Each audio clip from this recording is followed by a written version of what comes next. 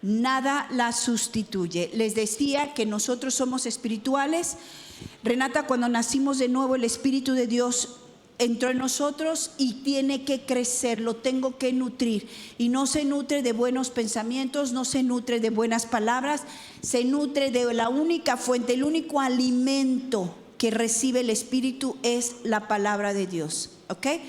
Hablábamos de que muchos de nosotros podemos estar incluso desnutridos y no sabemos que estamos desnutridos. Hay una película que me gusta mucho de los chicos que cayeron en los Andes, ¿se acuerdan? Y que después de mucho tiempo de no poder comer nada, querían comerse los sillones del avión. Y simplemente metían así un bocado de plástico, lo masticaban y no podían tragarlo.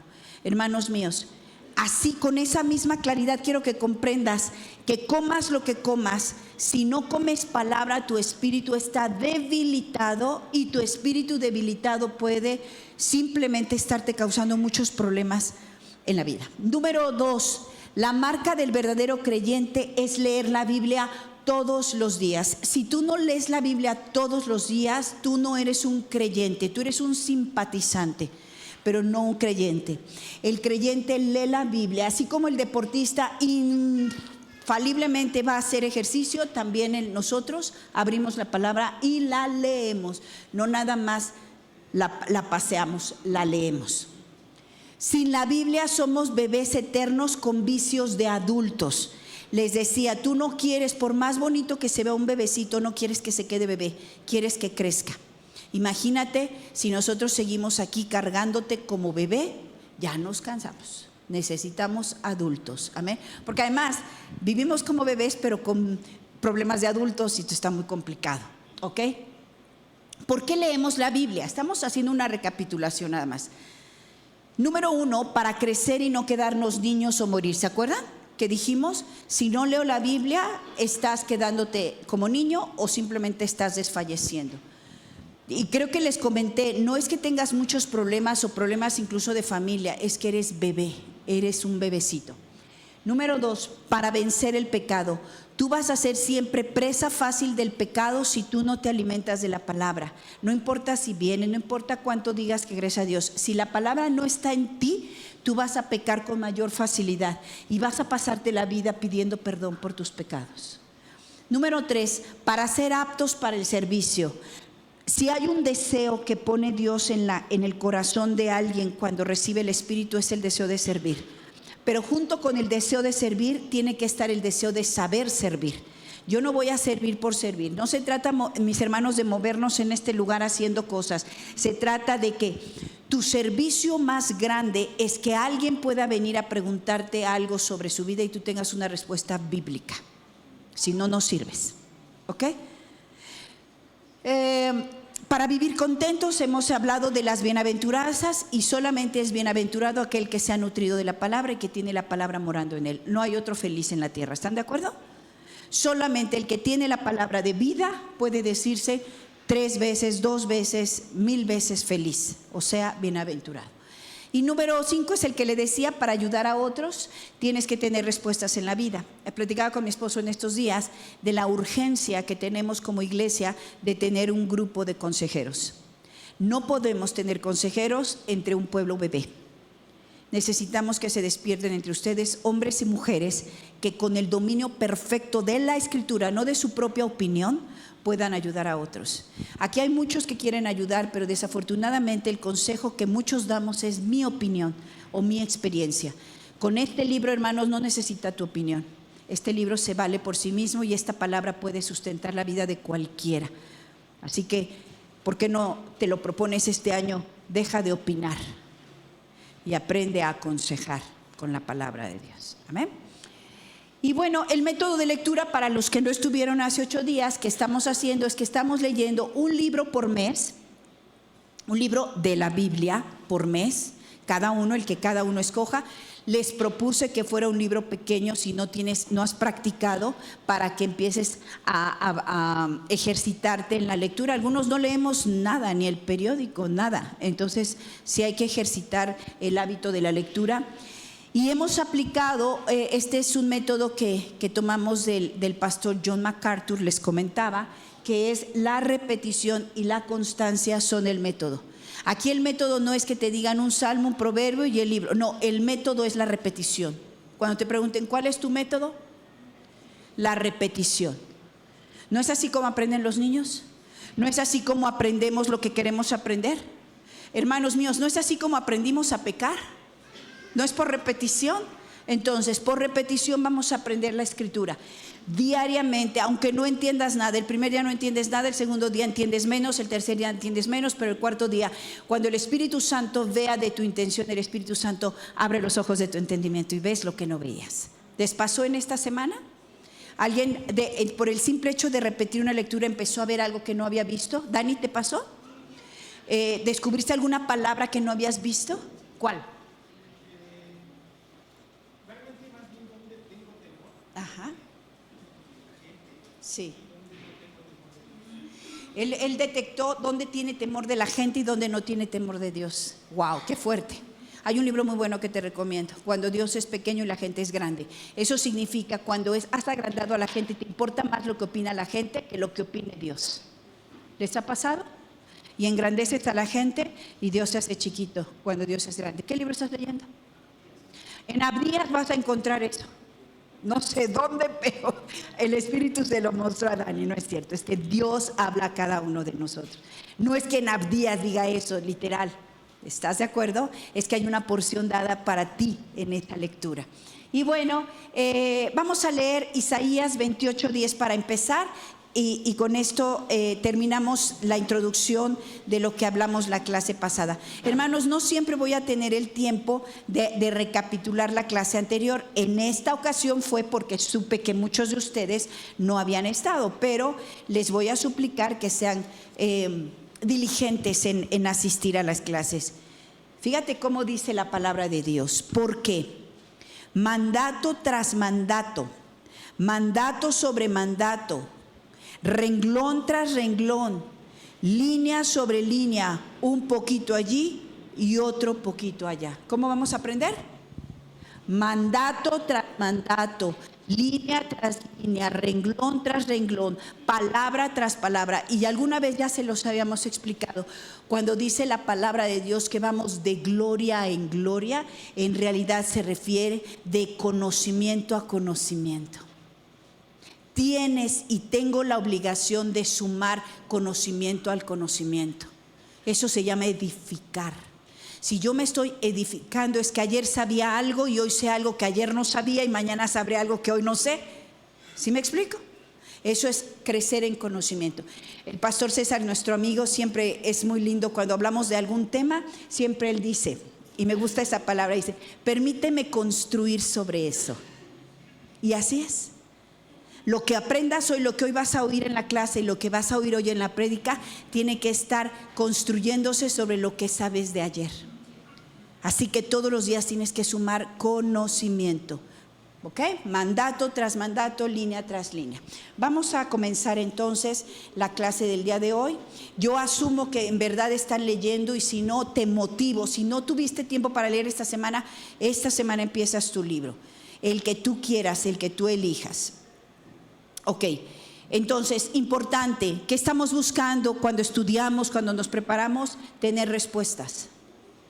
Tener respuestas, hermanos, la palabra de Dios tiene respuestas para la vida. El estudio de la palabra es para tener herramientas de vida. Tú y yo no podemos seguir siendo personas que no sé qué hacer. Me encuentro solo, estoy desprovisto, no sé. La palabra tiene todo para que tú sepas, te está dando herramientas toda la vida. El Señor no se impresiona de nuestros problemas ni de nuestras circunstancias. Lo que pone a Dios muy triste es que habiéndote dado tantas herramientas, no tengas una para usar en ese momento. La pregunta que nosotros nos tenemos que hacer como cristianos, Cari, no es qué te pasó, es qué hiciste cuando eso te pasó. Ese es mi único interés. ¿Estás de acuerdo? Tengo un problema, tengo una esposa difícil, eso no me sorprende. ¿Cómo tratas con eso? Eso sí me importa. Y nosotros desafortunadamente pasamos más tiempo describiendo los problemas de nuestra vida que recurriendo a las herramientas que Dios nos ha dado para enfrentar ese y el que sigue, ese y otro más. Amén. Entonces, tenemos que tener respuestas. Estas clases, hermanos, no pretenden hacer acepción de personas. No sé si se han dado cuenta que como iglesia podríamos haber dicho, los principiantes van a tomar tal clase, los tales van a tomar tal clase. ¿No es cierto? Decidimos, no vamos a hacer acepción de personas, porque lo que vamos a hablar aquí lo puede oír cualquiera y lo debe oír cualquiera. Así que si tú sientes, es que soy muy nuevo, es que yo no sé leer, es que yo no fui a la escuela, es que yo no soy bueno para esto, quiero que borres todo eso de tu cabeza, porque la palabra es para todos, porque no va al lugar del entendimiento, va al Espíritu, y el Espíritu es el mismo en ti y en mí. Así que si yo he considerado que hay algo de lo que no soy apto, en este día yo te digo y te animo a que rompas todos esos paradigmas, porque la palabra es para todos, para el recién nacido y para el adulto, para todos, y la vamos a aprender a leer todos y vamos a crecer todos. Así que nosotros no hacemos acepción de personas, tú no hagas acepción. Tú no te restes del grupo, tú no digas, no, esto no es para mí, es para ti, es para Marijo. ¿Cuántos años tienes, Marijo? 14 años, y no voy a decir a quién es el más grande, pero también para ese es, ¿ok? Ok, debes leer repetidamente todo aquello que promete formarse en ti. Mira, para que tú aprendas que no se debe mentir, te lo tengo que decir una y otra y otra y otra vez. ¿Sí están de acuerdo? ¿Cuántas veces le dijiste a tus hijos, lávate los dientes? Y creo que se lo seguimos diciendo. Yo no sé los que llevan niños a la escuela, ya cuando los niños llegan saben perfectamente lo que hay que hacer, o tienes que decirle nuevamente, recoge tus cosas, lávate las manos, ponte, ¿sí o no? Entonces, así es la palabra. Nunca crean, esto ya lo sé. Si Dios lo vuelve a poner sobre tus ojos, vuélvelo a leer con calma, óralo, descríbelo en tu mente y aplícalo, ¿ok? Cada precepto bíblico, cada precepto, y cuando digo precepto es casi cada palabra bíblica, es digna de ser repetida una y otra vez. La vas a repetir, como dice la palabra, cuando te acuestes, cuando te levantes, cuando cocines, cuando hables con otro. Repite la palabra, es por repetición nuestro aprendizaje, hermanos. Como les decía hace un rato, así es como aprendimos lo malo. Tú sigues y yo sigo haciendo lo malo porque lo repetimos. Un día tiene que interrumpirse eso. Todos sabemos repetir, pero seguimos acumulando ignorancia porque repetimos lo que proviene de mi propio entendimiento y no lo he tomado de la palabra. Cuando estemos frente a este libro, estamos frente a un libro de naturaleza única. Quiero que lo sepas, hermano. ¿Traen Biblia? Ok, este libro es el único, distinto a todos los libros, aunque tiene la misma forma. Puedes verlo en tu librero y ver algo diferente en él. Si no lo has podido ver, tienes que verlo. Este libro es sobrenatural. Este libro, el autor te ama. Este libro tiene el poder de cambiar tu vida. Este libro es de inspiración divina. Literal, hermanos, literal. Es un libro exhalado por Dios. Él lo exhaló con el mismo aliento que creó de la nada todo. ¿Tú crees cuando dice en Génesis que Dios separó la tierra del mar? ¿Tú lo crees? ¿Tú crees que la palabra de Dios le dijo al vientre de Gaby que haya un bebé y lo formó? ¿Tú crees eso? Pues así mismo formó cada letra de esta palabra, y esta palabra tiene el poder de, entrando en tu cabeza, formar algo nuevo en ti. ¿Lo crees? Bueno, entonces si no ha habido transformación, ¿qué te ha faltado? Palabra. ¿Quién escribió esta palabra? Si alguien te pregunta. Pero la escribieron hombres. Bueno, también hombres gestaron un hijo. ¿Y quién hizo al hijo? ¿Los hombres? ¿Me explico? Que hayan sido hombres los que usaron su mano no quiere decir que sea de ellos la tarea. Claro. Pero nosotros creemos que en la autoría está Dios. Cuando a ustedes se les prende el foco, les ha pasado, no han dado gracias a Dios porque dices, Dios, me diste la respuesta. Así contribuimos con Dios. Él es el que da la inspiración. Por ejemplo, cuando a ti te pregunten quién escribió tal o cual palabra, la respuesta va a decir, bueno, Pablo escribió el libro de Romanos, pero también puedes decir Dios, porque Dios inspiró a Pablo, que tenía la pluma para escribirlo. Toda la escritura, dice 2 de Timoteo 3:16, toda la escritura, escucha, porque no hay palabra ociosa en la Biblia, toda es inspirada por Dios y es útil. Amén. Cada palabra de este libro, toda es exhalada por Dios, tanto como cuando Él escribió con su propio dedo los mandamientos. ¿Puedes creerlo? Su propio dedo escribió cada esto. ¿Lo vas a desechar? ¿Lo vamos a ignorar? ¿Lo vamos a menospreciar? Esta palabra es inerrante, eso significa no tiene error alguno. Hay libros que tienen errores. Esta palabra es inerrante. Los verbos, las palabras usadas son perfectas en su tiempo y para el mensaje que querían dar. Esta palabra es digna de ser admirada, apreciada, degustada, gozada y repensada una y otra vez. Dice Hechos 20:32, ahora hermanos os encomiendo a Dios ya la palabra de su gracia, que tiene poder para sobreedificaros y daros herencia con todos los santificados. Si te preguntas por qué usó a hombres, debes contestarte, porque la mano de Dios hace que hombres inútiles se vuelvan útiles y los usa para su reino. Ahora, esta mañana solamente voy a hablar de los errores que hemos cometido al leer la Biblia. ¿Creen que hemos cometido errores? Ok. Bueno, el primer error, lo digo francamente, ha sido no leerla. ¿Están de acuerdo? Ese es el primer error. Ahora, vamos al primer error. El primer error es leer, esta palabra yo me la inventé, pero yo sé que ustedes lo entienden, leer versicularmente. ¿Qué significa esto? Leer versículos solamente. ¿Ok? Leer solo versículos sueltos es un error que hemos cometido porque alguien o algo nos lo explicó así.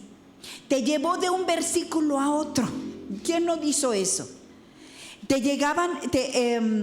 Es como leer versicularmente, hermanos, es como regar un jardín, agarrando con tu mano en la cubeta y haciéndole así en un pedacito y luego vas por otro y salpicas.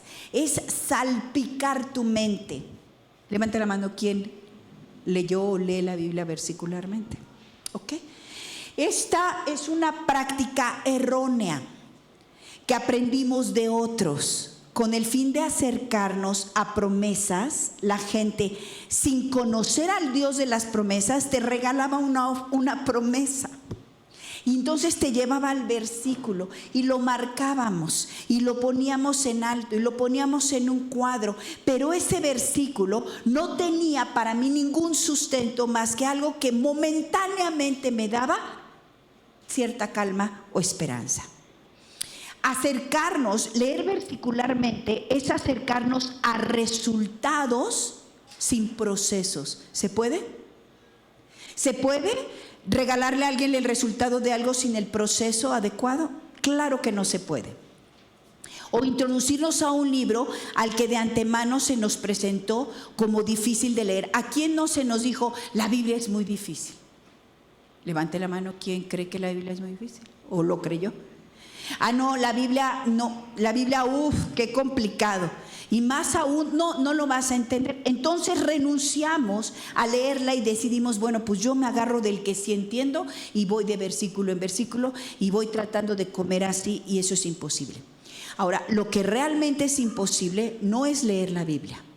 Lo que realmente es imposible es llegar a entender un libro que nunca empezaste a leer. Ahora, yo les pregunto, nosotros sabemos que el enemigo nos engaña. ¿Creen ustedes que nos ha engañado respecto a la Biblia? Respecto a nuestra relación con la lectura, respecto a nuestra capacidad de comprenderla. Algunos a lo mejor nos ha engañado por un año, por 2 meses, pero algunos por toda la vida de fe. Y hay gente que se ha conformado con creer que es cristiano porque sabe muchos versículos, porque se los sabe de memoria y porque los tiene colgados y se los enseña a sus hijos. Eso no es ser cristiano. Así que el único error más grave es no leerla y leerla versicularmente. Ay, pues voy a ir al versículo de Proverbios, voy a buscarme un salmito, eso no es leer la Biblia. ¿Tú has leído libros que compras en la librería y dices, voy a empezar desde el capítulo 10? No, ¿verdad? ¿De dónde empiezas un libro? Del 1. Empiezas desde el índice. Y hasta le dices al que te va a leer el último capítulo, ¿qué le dices? No me digas el final porque quiero leerlo. La Biblia se lee completa y todos hoy tenemos que arrepentirnos de haber menospreciado este consejo. Porque por tiempo de caminar con Dios, hermanos, este libro tendría que haber sido leído muchas veces. Pero nuestros paradigmas, nuestros preceptos, nuestros complejos, lo que tú quieras, te han alejado de ella. O bien dices, bueno, eso es labor del pastor, porque yo no lo necesito. Número 2, el otro error, querer interpretar la Biblia sin contexto. Al sacar de contexto una palabra o un versículo, nos llevará a malas interpretaciones, a hacer conjeturas. ¿Quién no ha hecho conjeturas? Ayer platicaba con mi esposo precisamente de eso, ¿no? Tú estás escuchando a alguien y crees que ya sabes lo que te va a decir, ¿no es cierto? Incluso le dices, ya, ahí está, ya sé. Pero déjame terminar. De hecho, me vas a permitir contar algo que... No, mi esposo tiene solo un defecto. Ay, sí, no, ya. No, pero cuando conversa, como es un hombre un poco desesperado, entonces alguien le cuenta algo y le dice, fíjese, pastor, que fui a Xochimilco. Y ese no es el tema, va a llegar a otro punto. Yo soy muy buena escucha, yo me espero hasta el final y le subes, le bajas y yo te escucho. Pero él dice, ¿cómo llegaste a Xochimilco? Te fuiste por el periférico. Ese no es el punto, ¿no? Y yo le doy la patada de deja que camine porque Xochimilco no es el tema. Y ya el que está hablando dice, pues me fui por periférico. Ok, y ya sigue. Entonces fui a Xochimilco y entonces caminando iba por las trajineras. Oye, ¿y cómo está el lago? Mi esposo pregunta por el lago. Entonces a eso me refiero. Él quiere contextos, muchos contextos. Yo quiero que llegue a lo que viene, ¿no? Y de repente ya llega al final del tema y ni siquiera Xochimilco era importante, pero ya hablamos de Xochimilco y que ahí nos conocimos. Dios, entonces tengamos cuidado. La Biblia no es de interpretación personal. No le empieces a hacer preguntas al texto como de Xochimilco. ¿Pero por qué estaban ahí los judíos? ¿Pero por qué los hebreos? ¿Sí me explico? O sea, escucha todo lo que vas a leer y después vas a encontrar las respuestas que necesitas. Al sacar de contexto una palabra, vamos a hacer malas interpretaciones, hacemos conjeturas y empezamos a decir qué quiso decir en lugar de qué dijo. ¿Quién juega ese juego, hermanos, entre ustedes? Yo hablo con Dani y yo voy a hablar de lo que él me dijo, pero hay personas que pueden decir, ¿sabes qué? Lo que me quiso decir, no, ¿qué te dijo? No me acuerdo qué me dijo, pero lo que quiso decir, y vivimos haciendo conjeturas, por eso tenemos tantos problemas. Ahora, que hagas conjeturas sobre lo que te dijo una persona no hay problema, pero que hagas conjeturas sobre este libro, mira, lo que realmente Dios quiso decir fue esto. Cuidado, y yo me arrepiento delante de Dios, y yo creo que muchos pastores y predicadores tenemos que arrepentirnos delante de Dios porque hemos hecho conjeturas. Hemos interpretado algo que no estaba dicho y hemos puesto palabras en la boca de Dios que Él no ha dicho. Alguna vez un hermano me dijo, pero Dios me dijo que me iba a dar un hijo. Y dije, a mí me tienes que decir en qué versículo y cómo estuvo. No, bueno, aquí en la Biblia no, pero Él me lo dijo en una predicación. Cuidado, no hagas conjeturas. Porque si tú eres una persona que todo se lo toma personal y el pastor va a hablar de pecadores empedernidos, tú te vas a sentir aludido y vas a decir, el pastor me está echando piedras. Pero si eres una persona en la que todo se te resbala y el pastor realmente está hablando, no el pastor, Dios algo a tu vida, tú vas a decir, te hablan. Tenemos que cuidar, nosotros tenemos un sesgo de personalidad que va a impedir que la palabra sea como tiene que ser. Y la única protección que tú tienes es que ya hayas pasado tus ojos por ese libro. ¿Sí me estoy explicando? Que cuando el pastor lo predique, tú digas en qué contexto está leído ese libro y ese capítulo. Y no te lo tomes ni personal o te lo dejes de tomar personal cuando es personal. Eso es peligroso. Hoy en día, los reels y toda la rapidez con la que somos informados pueden ser un gran peligro por ser solo fragmentos de todo. ¿Cuándo en nuestros tiempos, los que somos de mi generación, podrías haber creído algo que no tenía contexto? Nunca. Te lo prometo, nosotros necesitábamos contexto. Oye, vi a fulanito, ¿en dónde? El pastor Aarón siempre me decía, cuando algo te digan, di cuándo, quién lo dijo, por qué lo dijo, dónde lo dijo, a quién lo dijo. Nosotros ya no preguntamos, hermanos. Pasas un reel y dice algo, no te olvidas del contexto, te quedas con eso y tu mente se va salpicando de información falsa, fuera de contexto, que tú vas a estructurar de acuerdo a tus intereses personales. Y un día, fíjate qué terrible, vas a llamar verdadero, no vas a saber dónde lo escuchaste. Oye, pero es que dicen que los perros, alguien me dijo esto, fíjense, que hay un hombre que tuvo tanta necesidad de amar a sus hijos que él creyó que podría haberlos amamantado. Hombre. Pero imagínate que tú, que informado tan por pedacitos, aquí versicularmente y reels, entonces un día no sabes quién dijo y lo llamas tan verdadero como si lo hubiera dicho Dios. Eso es grave. O tan falso lo pones a Dios como si lo hubiera dicho alguien en un reel. Los contextos importan. Hay juicios legales donde personas han dicho, esto que dije se sacó de contexto, ¿no es cierto? Lo dije en un momento para una persona, para un auditorio y la gente lo sacó de contexto. A mí me da mucho miedo las redes sociales por eso. Tú puedes poner una predicación de mi esposo, mía, no sé qué, un pedacito, yo dije algo y la gente dice, usted está en contra de las plantas. No, nadie sabe en qué contexto lo dije. Así que los contextos importan, hermanos. Este es el problema que tenemos al leer la Biblia fragmentada. Le estás haciendo igual así. ¿Sí me estoy explicando? La Biblia no se lee así. Nunca entendemos el todo y nuestro aprendizaje se va por el camino de mi mente y de mi cultura y de mi conveniencia. Y yo creo, hermanos, que debemos darnos cuenta cómo podemos hacer un pésimo mal uso de la palabra en mi propia vida, una aplicación incorrecta. Yo me sorprendí cuando el pastor Aarón me dijo, porque él fue el que me corrigió de leer la Biblia versicularmente. Y me dijo, ¿sabes, Laura, que yo te puedo con la Biblia justificar que Dios permite que asesines? Si no está bien interpretada, si no está bien leída, si yo la leo por pedacitos, yo me voy a decir lo que a mí me conviene.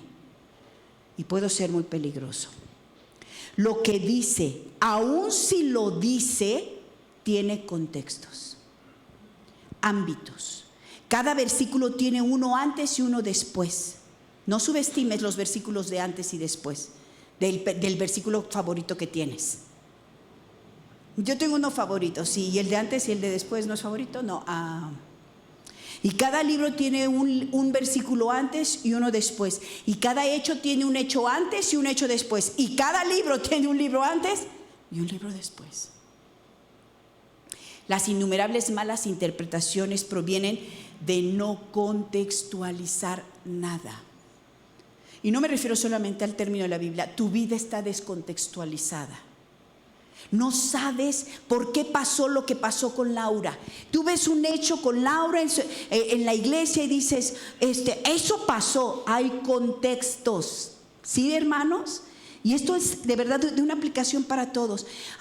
El pastor ya sentó a Dani hasta adelante. Es su favorito. Hay contextos. Tú no sabes lo que está pasando alrededor. Deja de juzgar las cosas a simple vista. Deja de creer que sabes lo que estás viendo. Todo lo que vemos puede ser simplemente en la punta del iceberg de algo muy profundo. Hemos dejado de contextualizar porque somos cómodos en nuestra mente. Las innumerables malas interpretaciones provienen de eso, de no contextualizar nada. Aún un asunto con tus hijos, con tu esposo, dale contexto. Oyes de repente, fulanito dijo, pregunta, ¿quién dijo? ¿Por qué dijo? ¿Cuándo lo dijo? ¿A quién lo dijo? Todo tiene una razón de ser. No les des poca importancia a los versículos que están cerca de tu versículo favorito. La Biblia tiene en cada libro, en cada capítulo, un contexto. ¿Lo puedes creer?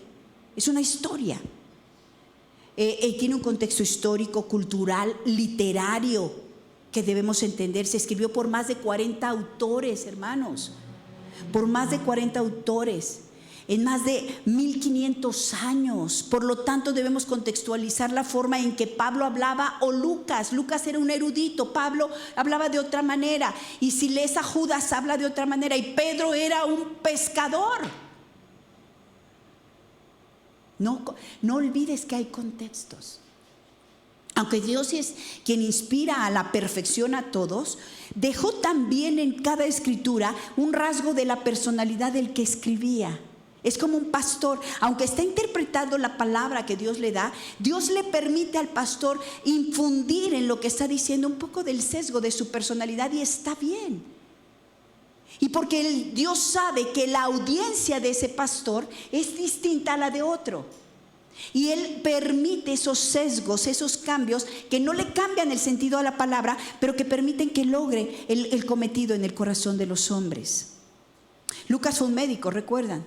Lucas fue un médico. Si ustedes leen el Evangelio de Lucas, tiene otro lenguaje. Y si leen el libro de los Hechos, tiene un lenguaje impresionantemente bello. Pero podemos leer a Pedro y Pedro puede ser muy duro, muy práctico, muy concreto. Pararnos en el lugar donde se escribió, cómo se escribió y quién lo escribió y para quién se escribió, nos va a dar mucha más información que simplemente creer o querer oír lo que yo quiero escuchar. Cuando Pablo escribe a Timoteo, a los Gálatas, a los tesalonicenses, a Tito, a Filemón, no es que Dios le esté dictando, sino que Él expresa todo aquello que ve. Porque también, aunque son cartas, ustedes dirán, entonces ¿cómo? ¿Se las dictó Dios? No.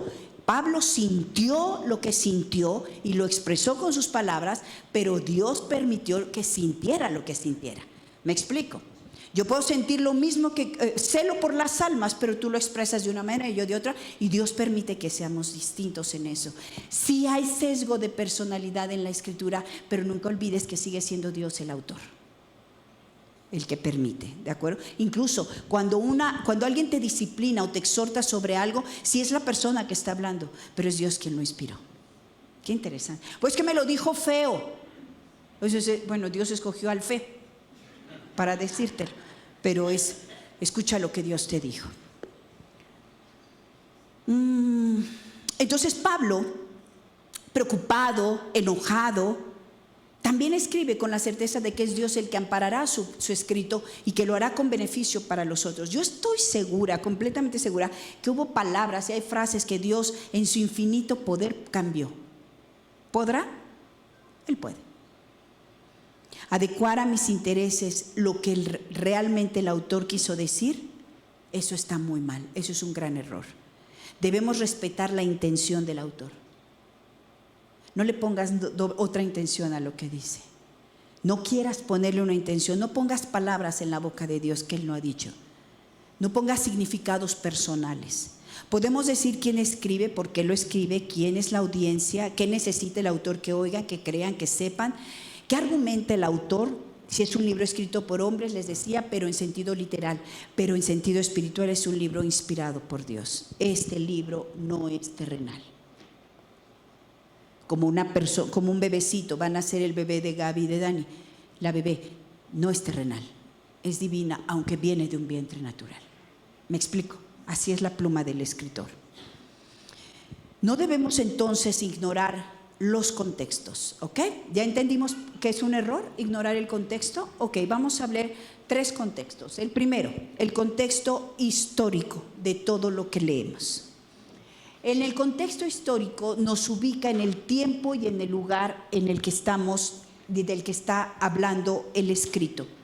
La próxima semana les voy a entregar a todos un pequeño esquema por temporadas de la Biblia, porque yo quiero que sepas que es un libro completo, que es una historia contada. Quiero que entonces cuando leas un libro sepas si fue antes del exilio, después del exilio, por qué fue el exilio, si fue en los jueces, si fue en los reyes, qué estaba pasando en el mundo, qué estaba pasando con Dios, qué había pasado antes, qué había pasado después. ¿Sí me explico? Que tú puedas ir leyendo y cuando vuelvas a leer los libros puedas saber en dónde estás parado, para que en el contexto histórico tú puedas saber que tú tienes que entender que cuando Pablo escribió a los romanos, tú físicamente te tienes que instalar en Roma en el primer siglo después de la crucifixión. Y estando ahí en esta condición, entiendas en qué momento Roma vivía, qué era lo común en ellos, qué se disfrutaba, para que las palabras tengan sentido para lo que estás leyendo. Si no tenemos la capacidad de entender, miren hermanos, hay gente que no sabe que Pablo es después de Cristo.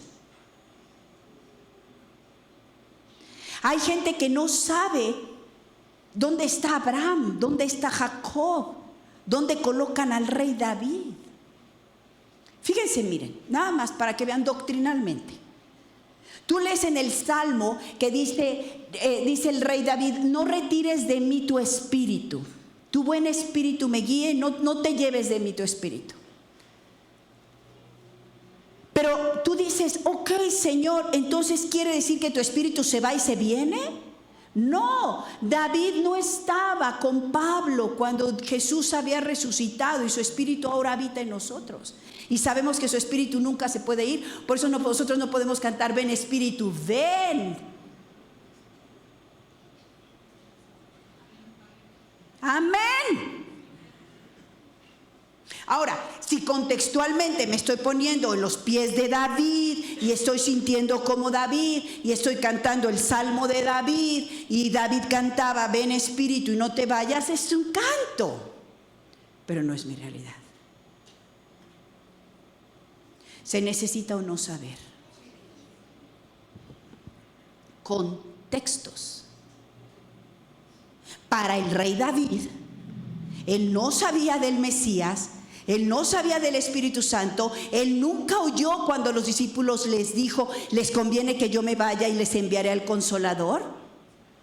Él no conocía en Romanos 8 cuando dijo, nada me podrá separar de ti.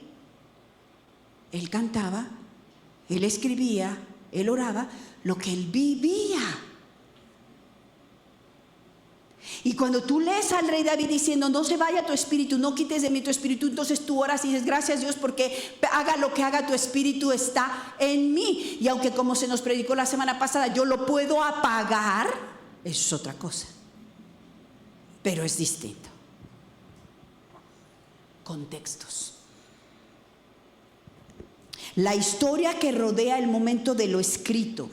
Estamos lejos ya hoy de todo lo que se escribió en ese tiempo, hermanos. El mundo tiene 4,000 años según la mente de Dios,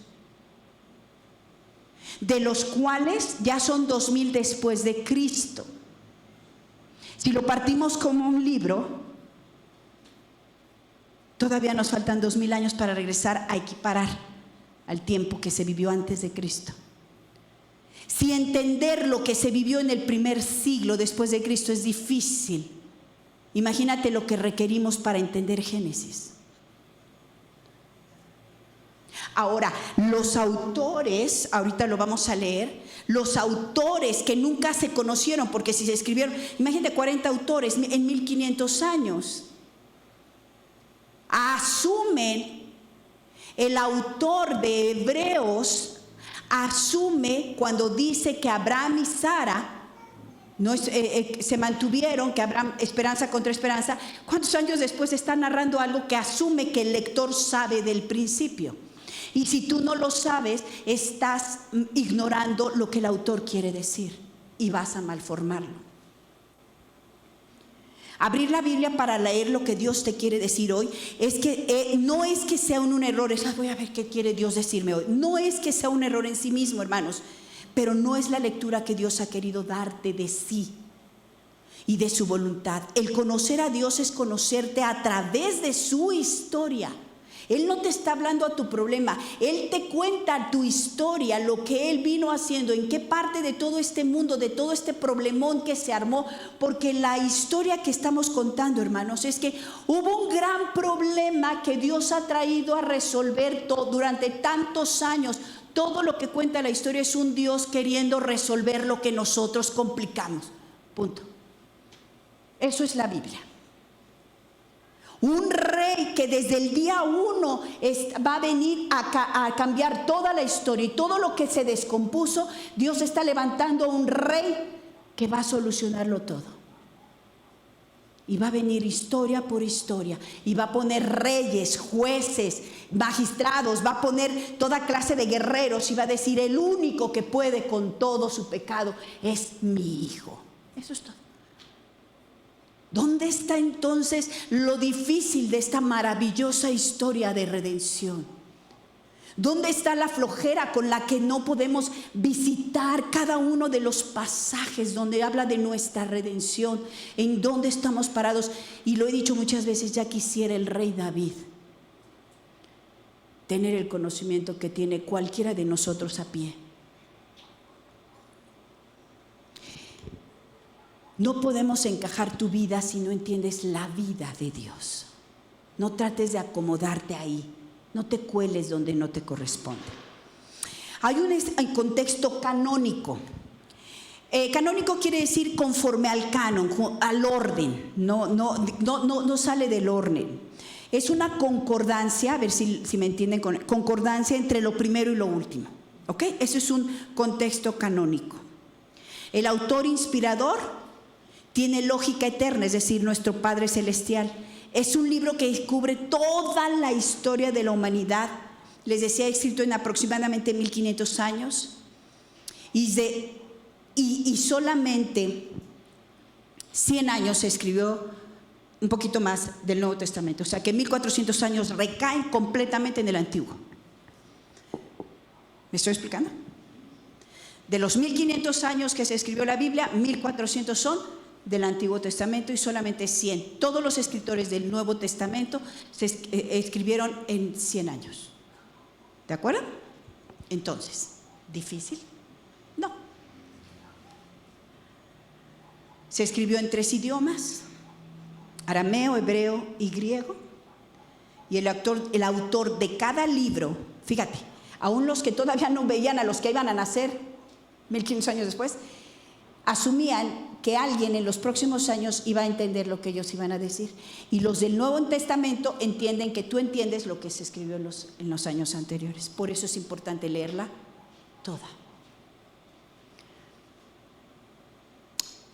Por ejemplo, en Romanos 4:19, cuando Pablo habla de fe y pone un ejemplo de fe, considera importante referir a Abraham y a Sara. Pablo, imagínense, dice que Abraham no se debilitó en fe. ¿Se acuerdan? Pablo lo citó. Y si tú no has leído a Abraham y a Sara, Pablo, ese pedacito te queda como bailando. Y cuando tú has leído un libro y ya vas en los capítulos finales, es porque sabes perfectamente, ya estás esperando el desenlace. Y nosotros algunas veces seguimos preguntándonos, haciéndonos preguntas que ya no tienen que ser. Y a los héroes de la fe en Hebreos 11 lo han leído, maravilloso, que pasa por los jueces, por los reyes, por hombres que sus ojos no vieron, pero que ellos saben que existieron, que son parte de su historia. El Dios del Antiguo Testamento, hermanos, es el mismo del Nuevo Testamento. Y aunque Dios no lo dijo todo el Antiguo Testamento, lo hace saber de nuevo en el Nuevo Testamento, pero no entenderíamos el valor de lo revelado si no entendemos el valor de lo vivido. Y luego hay una revelación progresiva. ¿Qué significa eso? Que a los autores del antiguo pacto no se les reveló lo que había en el nuevo, lo que vendría, salvo a los profetas. Pero aún los profetas no sabían lo que escribían. Qué interesante. Pero nosotros al leer el nuevo pacto y cuando leemos el Nuevo Testamento tenemos que entender a los profetas del viejo. Qué interesante. Entonces tenemos que ir mezclando. Les decía, este pasaje del rey David estaba en un tiempo y la promesa de que su Santo Espíritu no nos abandona está en el Nuevo Testamento. Y hay un contexto inmediato en el que no puedo olvidar. También hay una aplicación para el día de hoy. Tampoco podemos olvidar que no la hay. Dios es Dios de hoy y es el Dios de la palabra para nosotros. Y también tiene una palabra de vida para nosotros. Analizar las frases, las palabras, el buscar el argumento lógico, los detalles en la Biblia importan, hermanos. Los tiempos usados en el tiempo. Nada es insignificante. Lo hemos hablado muchas veces, cada versículo tiene un énfasis, tiene un punto donde de eso está hablando. Vamos a ver un ejemplo, nada más y termino. Hebreos 12, por favor. Hebreos 12.